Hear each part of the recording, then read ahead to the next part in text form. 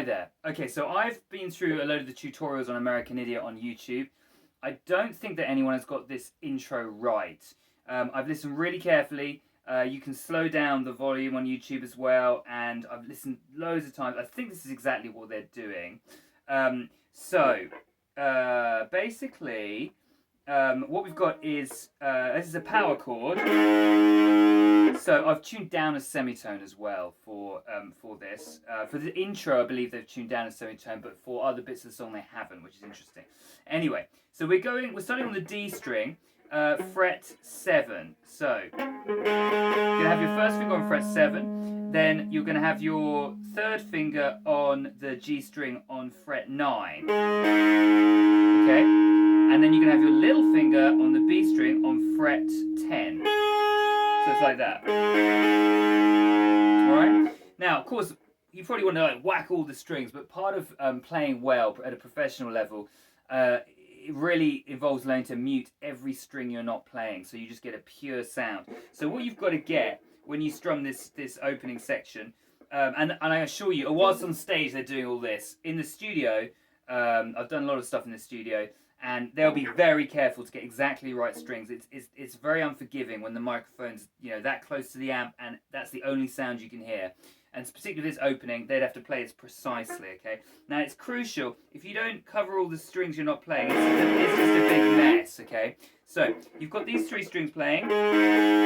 You must have the palm of your hand covering the bottom 2 strings so they don't make any noise, alright? In fact, and then I would actually just literally strum those 3 like that. Can you see what I'm doing there? Just strumming across those 3. I'm also muting the top string so you can't hear that. But the important thing is, you're not doing this. You're just going in really close and just strumming those 3. It's a different way of strumming. Most people are probably used to strumming like that.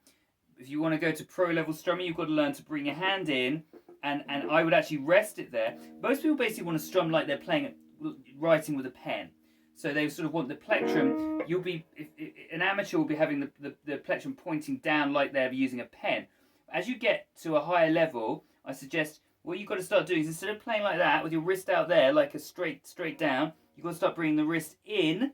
I would actually rest it on there. You can actually rest it on there or keep it very close, but maybe start by resting on there or on the back. That's a good idea. You can practice putting it on the bridge and strumming like that, so you're actually resting it. But as you can see, when you strum, you're at right angles. So you're not going straight down the finger like that, like a pen.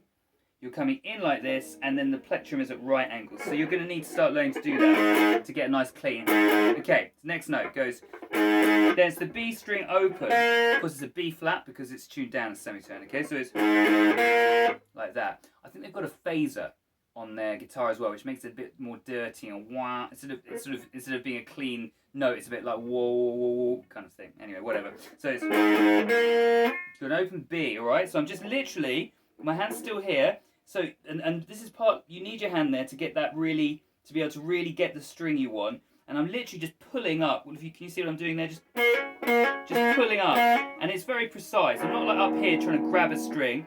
Hand is on there, and I'm just pulling on that B string. So it's like that. Alright? Okay, very easy from here. Then this first finger, you're going to bar fret 7 on the middle 2 strings, so the D string and the G string. So it's just 2 strings. Quite a nice solid sound, okay? So it's then it's the open E, top E string, exactly the same as when you did the B string. You're just going to pull that top E string. Okay? Nice twang. Okay? It is hard to hear. It doesn't sound so much like this on the track, but I've listened so carefully and I believe that's what they're doing.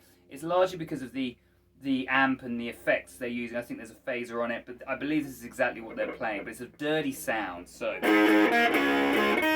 Okay, and then you're going to come back 2 frets, and you're literally just going to play finger 1 on fret 5 on the D string, and then finger 3 on fret 7 on the G string. Just 2 strings again, a double stop. That's it. And that's it, okay? All right, twice. Bam, bam. Next chord's really easy. It goes. So what you're actually doing there is you're just going from there. I would be barring those two anyway. So it's the middle two. You're sliding that first finger forward. You're still barring, and this time you're literally playing the middle two strings and you're barring like that. It's quite nice. So it goes. It's quite an easy move. Do you see that?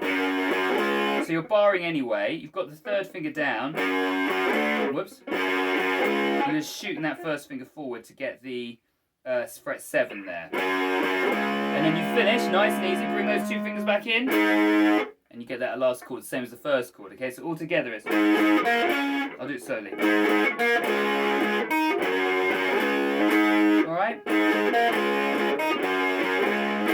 And that is it, alright? I'll do part 2 soon, for the verse, you know, and all that.